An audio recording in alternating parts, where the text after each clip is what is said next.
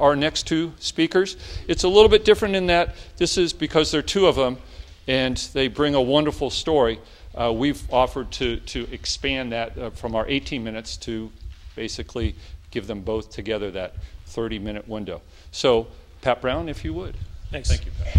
Thanks. Yeah, we were excited to bring Rob Jones and Oksana Masters in. They are on the National Adaptive Team, and I've been lucky to be one of the assistant coaches for the adaptive team for the last 4 years. And I also think that this talk they're giving is fitting because just yesterday there was an article in the paper about how legislation is now being written that says that schools, high schools in particular, have to now make accommodations for adaptive athletes who want to participate in any sport. And so you may currently or in the future end up finding yourself working with an adaptive athlete. So the timing of this is perfect. It's been really exciting to watch the sport of adaptive rowing growing. The first time it was featured in the Olympics was in Beijing, and when we first started trying to recruit athletes, we were having trouble trying to get adaptive athletes in particular to come over to the sport of rowing, in particular because most of those athletes are getting chewed up by a lot of other sports that they're much more familiar with. And so it really is nice when we have two true athletes, Rob and Oksana, come into the program less than 2 years ago and participate at the level that they've been at. And I don't want to spoil it for them because I'm sure they'll mention in their presentation, but it's been really great to watch them come up and see them perform in London with such great results. So I'll turn it over to them, Rob Jones and Oksana Masters.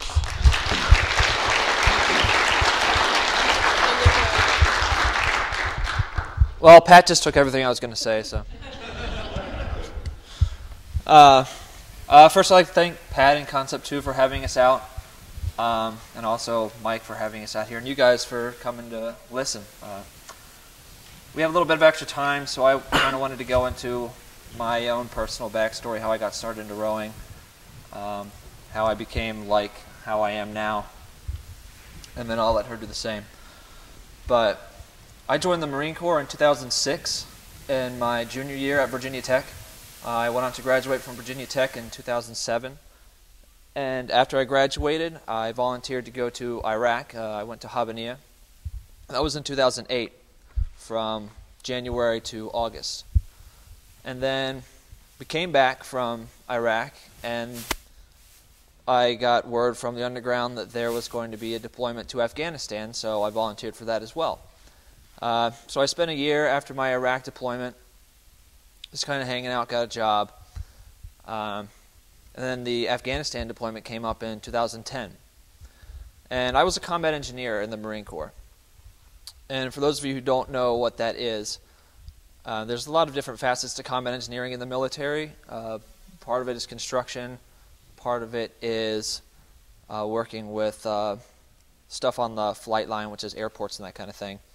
And then the third facet, which is what I did, is dealing with explosives and using these explosives to pretty much most of the time just get stuff out of your way that's in your way. So we used it for a lot of breaching of doors or breaching of walls or trees or pretty much anything that got in our way, including IEDs.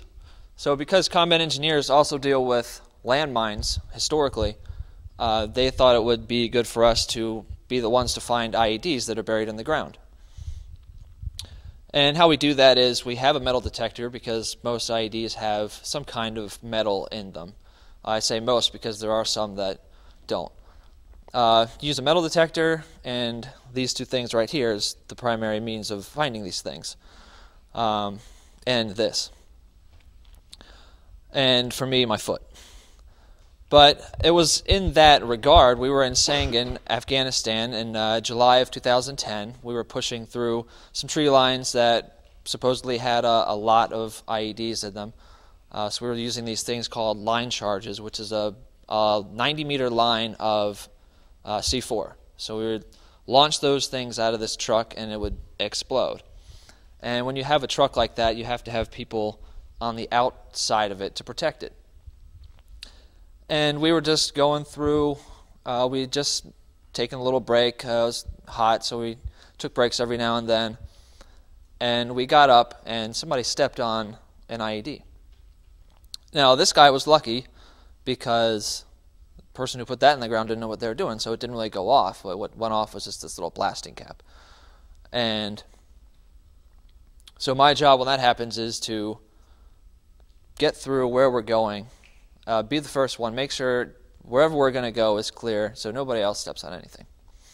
And that's what I was doing. Unluckily for me, the guy that put my bomb in the ground knew what he was doing, and it did explode. So that resulted in double above knee amputations for me. Luckily, nothing else. My hands and my eyes are all fine.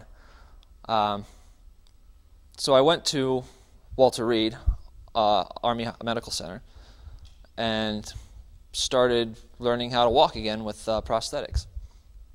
And that was a really slow process, kind of like everything when you're learning it. I put my legs on, and I was still a little sensitive from the blast, the trauma, and that was probably about 6 weeks until between the blast and when I first started walking again. Still a little sensitive, so I could really only keep them on for about a minute at a time. So I would get into therapy, put these on, stand around for a minute, and then I would sit back down. And that was it. That was pretty much all I would do. And every day, though, I would try and stand up for another second or 5 more seconds or however long, how much longer I could stand up for. I just made sure that every time I stood up, I was up for longer than before.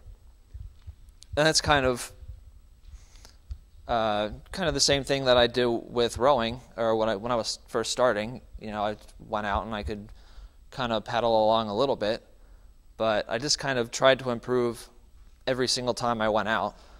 And eventually, you know, we went to the Paralympics and everything. But the way I got started into rowing was I used the rowing machine a lot before injury, just for conditioning. You know, I would just do hard intervals or something. And so I knew the sport was hard, and I knew I wanted to do a sport. I just didn't know what, because part of losing my legs below the knees, I felt kind of limited to, I wasn't really sure what I'd be able to do. And I really missed being able to get into the gym and being able to push myself really hard. So I tried to find this sport that I wanted to do.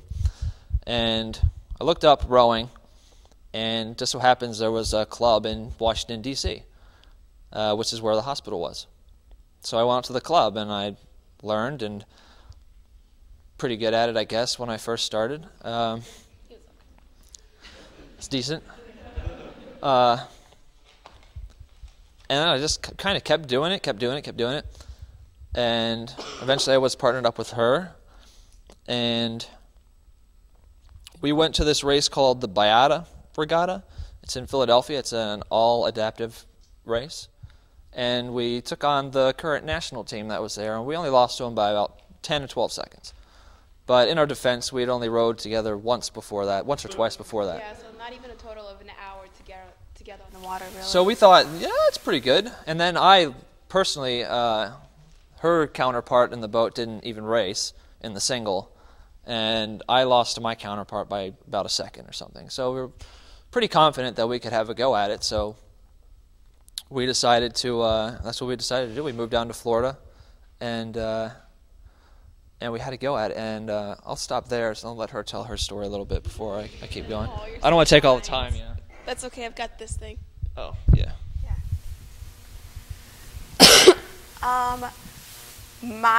Okay, so my name's Oksana.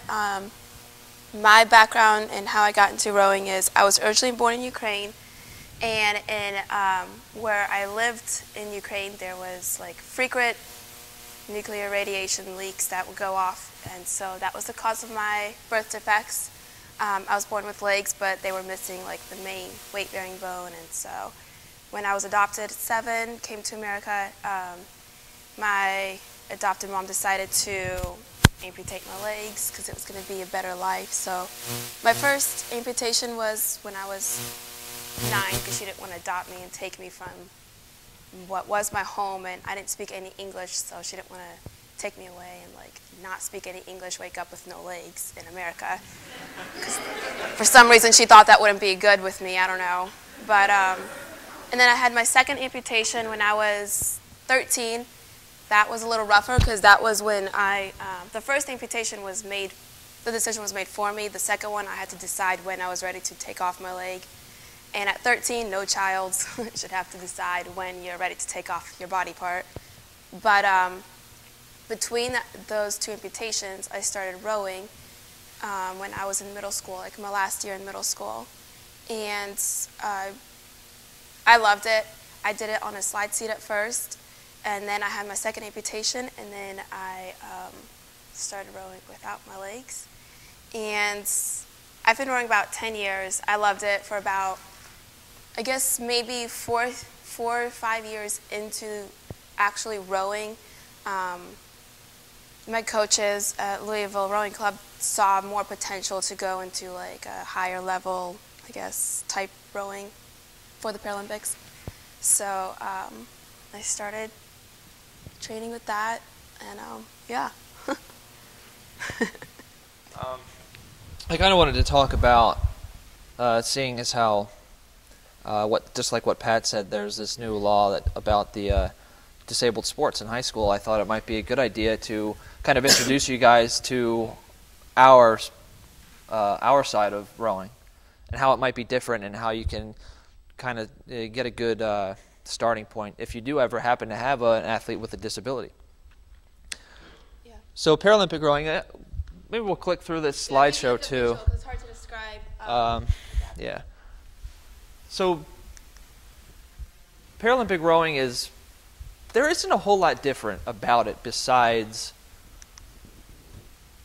equipment. There's just different equipment pretty much. All the intensity is going to be the same. We're still athletes. As long as the heart and lungs is okay, then there's really no reason you can't do the same intensity, same volume. It always just depends on the athlete. There are 3 different weight classes. There's the legs, trunks, and arms class, which is extremely similar to just a regular able-bodied rowing, except every person has some sort of, I don't want to call it minor, but it's... Well, in the LTA4, there's 2 of the rowers have to be blind rowers, and 2 have to have a physical impairment of some sort. Right, so for example... With a coxswain in the boat, too. For example, we saw at the Paralympics there was a girl that was missing part of her arm from the elbow down. There were single amputees that could still use their other leg. And then there were more minor stuff like, I think one of the guys in our boat had clubbed feet. And one of the girls in the Great British boat had a fused ankle and a fused wrist. So there's basically just something that makes them classify for the Paralympics, and then the visual impairment as well. So all the rigging and oars and all that stuff is pretty much the same for the leg, trunk, and arms class. The boat's the same. The distance that we row is 1,000 meters as opposed to 2,000 meters. And then there's also the trunk and arms class. That's what we are. And that is basically, you can only effectively use your trunk and your arms to move the boat through the water. So double above knee amputations would be an example. Spinal cord injuries, where you only have good control of about here up. Now the big differences come with the trunk and arms and the arms and shoulders only boat classes. So as you can see, it's a fixed seat, so the seat does not move, and you can kind of see that she has a different setup than me, but basically you can get these square Wintec seats that are about like this, and they slide into the boat, which is a recreational boat, is what we race in. And you have to have some sort of strapping to strap your legs down.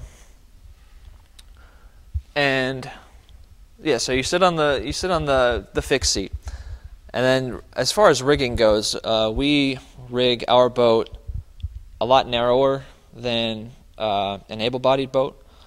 I can't remember the number off the top of my head, but we actually have to, we use, yeah, 157 or something like that, somewhere in there.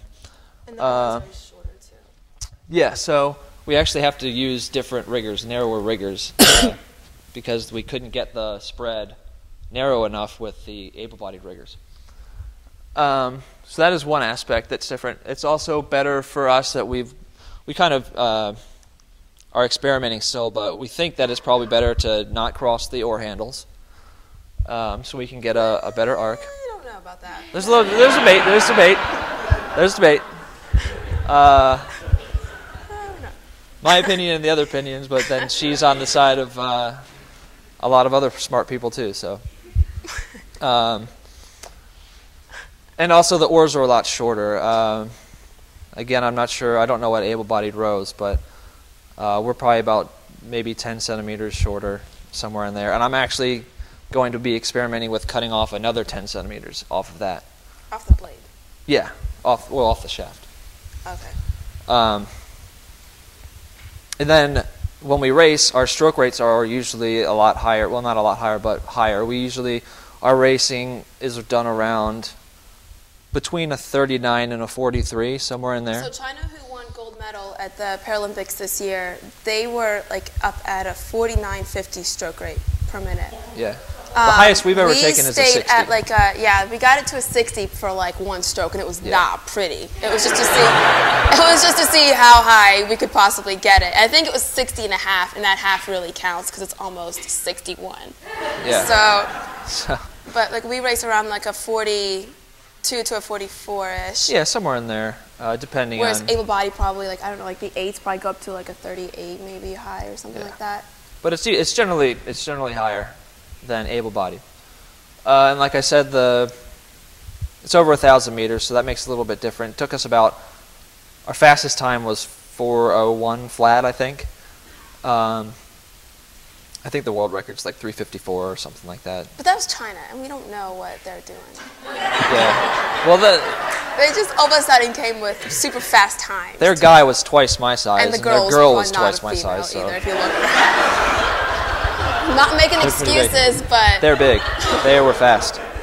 And then finally, there's the arms and shoulders only, which is, I mean, self-explanatory. You can only really use your arms and your shoulders to move the boat. And I think we have, this is our compadre, Ron Harvey. Yeah, he's the arms only. Again, he's on a fixed seat. The difference with arms and shoulders, it's a single, so for whatever reason, they make us have the pontoons on there because. Well, for these singles, they do can't swim or whatever. Your chest is strapped to the back of the seat, so you're literally only doing like arms and shoulders. And a lot of times, depending, because the stroke is so short, they will just row in the square for the race instead of feather and squaring, depending. Yeah. But so the oars are even shorter than what we row. It's pretty scary rowing in a boat and you're taped to it. It's a pretty scary feeling. You have to have, not only do you have to have the legs strapped down, you have to have, as you can see the chest strap as well. Yeah. Because some people have a little bit more control of their trunk and they want to make it as even as possible. Again, the riggers are narrower, stroke rate's higher. I think Ron somewhere in 45, 47. What's that? Oh no, I mean it takes them like five minutes something to get down the course, 1,000 meters. Yeah, those are the primary differences between the two, and like I said, you can treat any athlete as long as everything is okay. There's really no reason why they can't match the same intensity or a percentage of their maximum intensity as they're training. Now, with adaptive rowing, though, like the only thing since this law or whatever is going to get passed, where they have to allow, but they're going to allow disabled athletes in college, high school sports. It's time-consuming for the coach and for volunteers because it can sometimes take someone that's an arms-only rower take 30 minutes to get in the boat or 30 minutes to get on the erg, and then do the actual workout and then back. So it's time consuming, and it's a very long process, very rewarding process, but it's very, it takes a lot of patience too on the coach's part and a lot of volunteers and stuff. Yeah, it can tend, it's a lot, it's a pain in the butt, I'll be honest with you. It can be. Literally and figuratively. But there's also, we can still do the erg. It's, you use that same Wintech seat that you can get, and you can also buy clamps that you basically just clamp. I mean, I can't really describe it. You'll understand it once you see it, but you buy these 2 clamps, and they clamp onto the I-beam part of the rower, and you just go to town on it.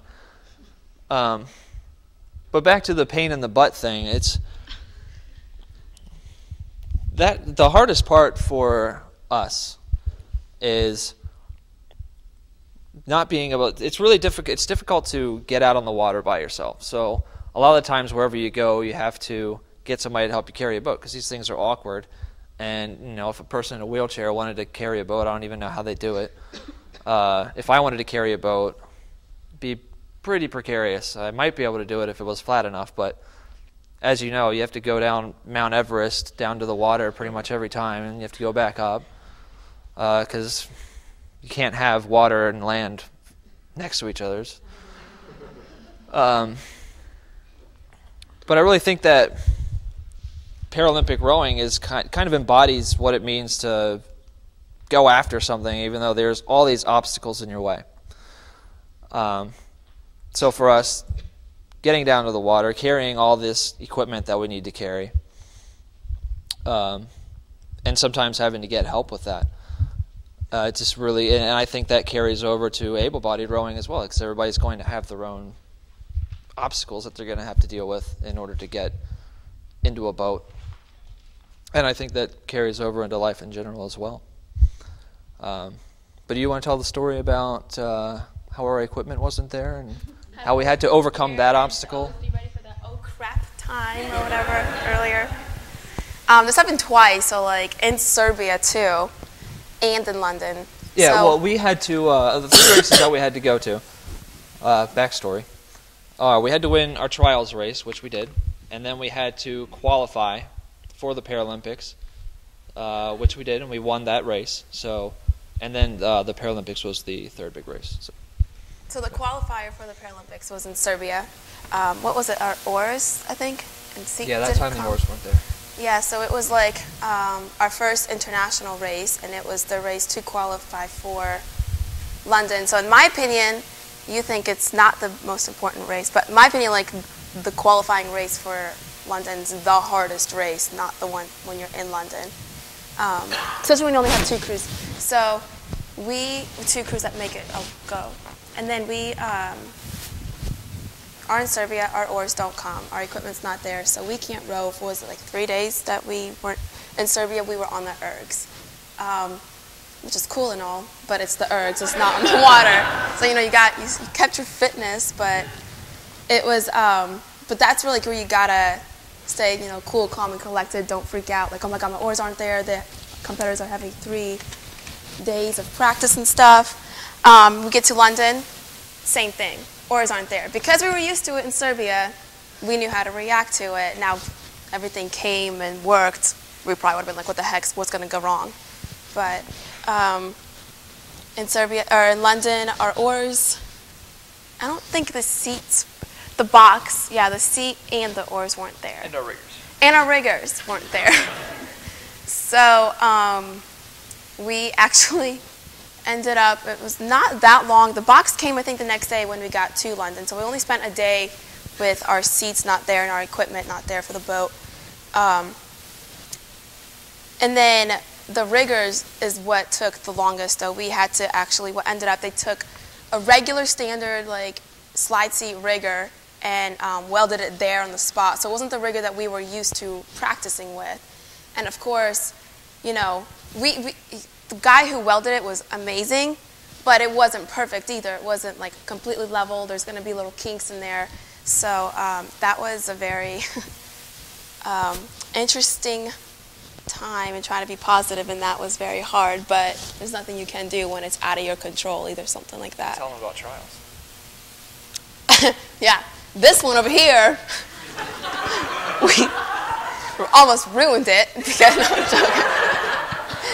Because I'm so strong. That's why. Because, yeah, that's what I'm letting him believe so he can sleep at night. But we get to trials, and so we've been, at this point, training together in Florida for about three and a half months. And we drive our trailer with our coach, with our boat on it and our riggers. And the riggers were not the standard Wintec riggers that are normally come with a boat. They were some riggers that my coach actually welded together for the narrower spread, because at that time we didn't have the Wintec narrower rigger or whatever. So he goes to pick it up. I'm getting my seat out of my car, out of the truck, and then I look, and then there's half of the rigger in one hand and half of it is in the trailer, and the rigger is in half. And I'm like, do you laugh? Do you cry? Do you hit him? What do you do? Like, but luckily, there was someone there in Princeton that was able to weld it for us and got it together. But, you know, long story short, you gotta, excuse my French, but like shit's gonna happen, and you just gotta roll with it and just don't freak out. It's wasted energy, anyways, that you could put in the race. Yeah, so that all these things kind of show if something is important to you, then you will figure out a way to do it, and you will find the time for it. And if it's not, then well, you won't. But I think that our part of dealing with a disability and also rowing, you basically just have to figure out a way to do what you want to do. So part of my injury and the problem I had with my injury was I really liked working out in the gym before injury. And I really enjoyed doing like heavy deadlifts and squats and that kind of thing. And here I am with no knees. So how am I going to do all that stuff? And I'm thinking, well, I have no idea, but I thought about it and I thought about it and I tried a bunch of different stuff, and I figured out ways to do stuff like deadlifts. I'll take a weight belt and I'll tie myself to something sturdy like a squat rack, and I will do straight leg deadlifts. I think, okay, not to brag or anything, but I did 285 pounds. I was really proud of that. So I'm working my way back up to 2 times body weight, which is, you know, the gold standard. With 285 written on each side. Yeah, 285 pounds. I mean, British money is what I meant. And it's stuff like that. And I figured out ways to do kettlebell swings. And I'm working on a way to do something similar to a squat. Obviously, it's not going to be a squat because I'm not using the quadriceps, but something like that. And then I also figured out how to ride a bike again. You know, if something's important to you, then you're gonna do it. And I think that it was obviously very important for us to do well in these races that we were at. So, despite the fact that talk about the race, the last final. Despite the fact that I broke the rigger, and well, I think the ride broke the rigger. No. He broke it. His finger broke it. The rigger was broken, and we didn't have equipment. And in the biggest race of our lives, you know, twice. We still figured it out. But what did you want to say? The last race? The finals. The last race. Oh, yeah. I wanted to tell the story of our last race. If you guys want to hear the tale. So. A little bit of backstory. Our first race was against the Chinese, and we stuck with them for 500 meters, and then they moved away from us, and we decided that... That was a big mistake, first of all, because... Well, we probably would have lost anyway, but...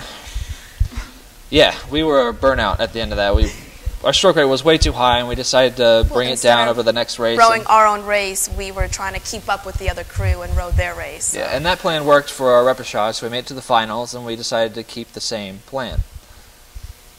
Now, it's important, I think, in these really high, stressful situations to make yourself laugh before them. Or I do stand-up comedy as a hobby, so I like to be funny. So, you know, I'm just joking all the way up to the line, and then I'm messing around with the, yeah. Well, okay, the singing thing. I'll tell you why I sing. Very disturbing, high-pitched singing that you got there. I sang a song from Rocky. You did. And I'll tell you why, because. But it worked. I like to read Greek history every now and then. My favorite book in the world is Gates of Fire. It's about the Battle of Thermopylae with the Spartans. And in that book, it talks about how the Spartans they really valued men that were strong and men that were courageous, but they also valued men that could sing, because when they were on battle line, they would sing to each other to relax each other. So I kind of took that from them, and I brought it to our race. I don't know if it worked. It worked. I was super relaxed and laughing. Probably too relaxed. There you go. But might be able to tell this in a minute. We're on the line, and we basically, our plan was to start slow and build towards the end. And because we knew that we were third fastest in every single race as far as times. And we kind of figured that everybody was going to be excited, so they were all going to blast off the line and then burn out towards the end. So we take off, and we're in 6th. And I'm kind of thinking, as we're going down, I really hope we were right about that. Because we're in 6th for a while. We were in 6th for 500 meters or so. And that's what I was thinking. I'm like, oh my God, 500, and we're still in 6th place. This is like, you're 1,000 meters, and at 500, you're in last place. There's no way you go up, and you basically lost the race. So we were in contention, though, at 500. We weren't really far behind or anything. It was all pretty tight. We were behind. In contention, though. In contention, but behind. And that was our plan, just be in contention at 500 meters, and then speed it up after 500 meters. So that's what we did, and everybody started falling back a little bit, and we just kind of slowly made our way. So at 250, we were probably in 4th. So we had this last 250. We had the spot picked out where we were going to sprint, and she said she's going to call the last 20. So at this point, we're still in 4th. We're catching the Brits. So we had passed the Ukrainians, the Italians, and we had passed the Australians. So we're doing our last 20. And she's talking about throwing out the bathroom sink. Because our coach would say, he would go along and he would be like, okay, loosen up the bolts, get ready to throw out the kitchen sink, and then the last 20, throw out the kitchen sink, throw out like empty the pain bank, you know, all those cliche things you can say. But she's saying that to me, and I can't feel my arms, you know, and we're just going, and we cross the line. And there's a little screen over here that says, you know, the places. The Jumbotron tells so immediately it says 1, China, 2, France. 3, nothing. It doesn't have a 3. And I looked over immediately after like, they are really close to us. So I thought they crossed first. The way that we're sitting there, took about 15 seconds, and finally 3rd place. It was a minute. USA. It was a minute before. It was not 15 seconds. It was a minute before they showed USA. And we were like, yes. And we did a low 5, and then we walked away with this.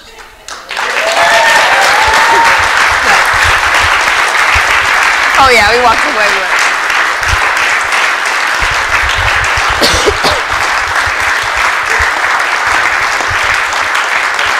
Want to do a couple questions? Yeah.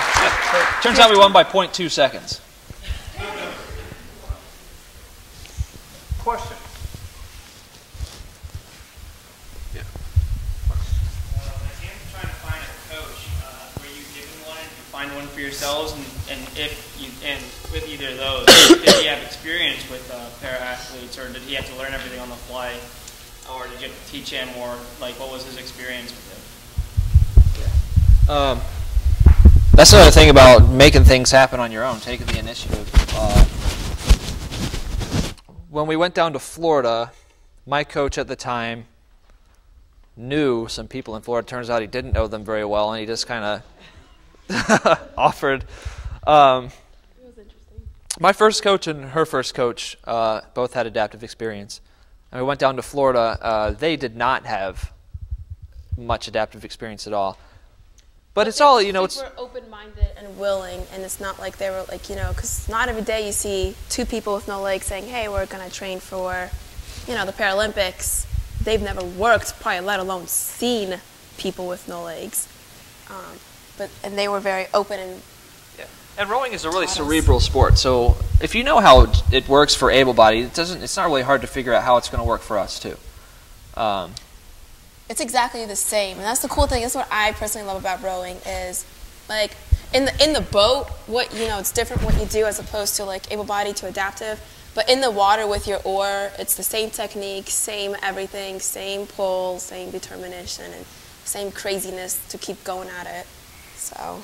And that's kind of one thing you have to remember is that you can figure out how you need to do it. So I got some strength and conditioning coaching from a gym out in Salt Lake City, and I went out there for a week, and he was like, what can you do, what can't you do? Let's figure out what you can and can't do and how well you can do it. So it's really like any other athlete. You just have to get to know the athlete, figure out their strengths, their weaknesses, what they're capable of, what they're not capable of, and then go from there. Time for one last one. Do you mix adaptive and able-bodied rowers in the same boat in any way, shape, or form?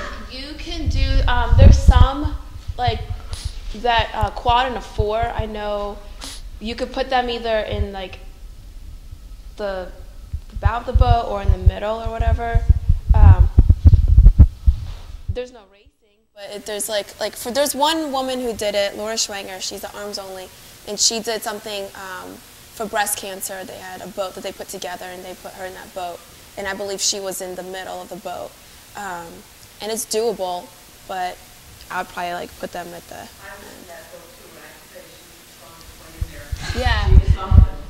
Yeah, it's doable. I think pretty much anything is doable if you're willing to just take the time to be creative with it. I know with blind individuals, they row with somebody, obviously.